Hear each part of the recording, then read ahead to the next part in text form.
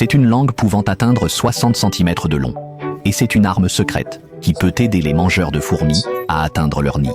Cette longueur permet à l'écornifleur d'atteindre facilement le terrier exigu du termite à une fréquence allant jusqu'à 300 fois par minute, ce qui lui permet de chasser 30 000 fourmis par jour.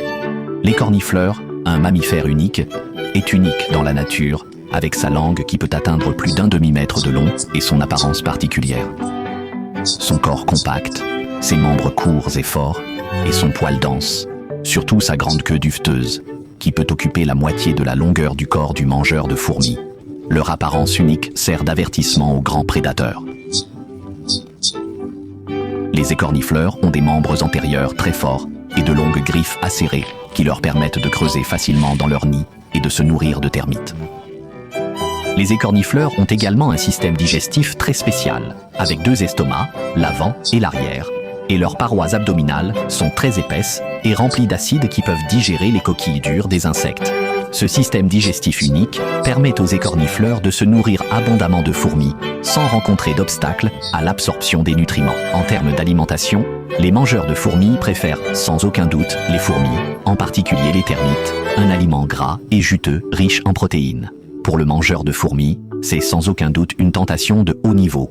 Mais le mangeur de fourmis sait aussi comment faire de la stratégie.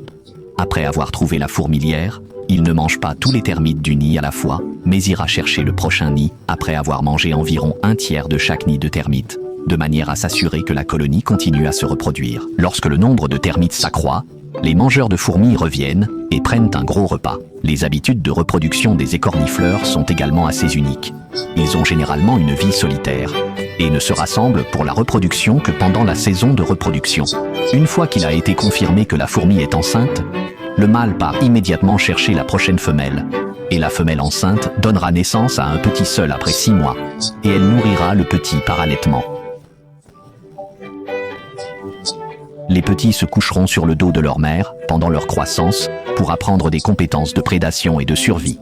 Et lorsqu'ils atteindront l'âge adulte, ils quitteront leur mère et commenceront à vivre seuls.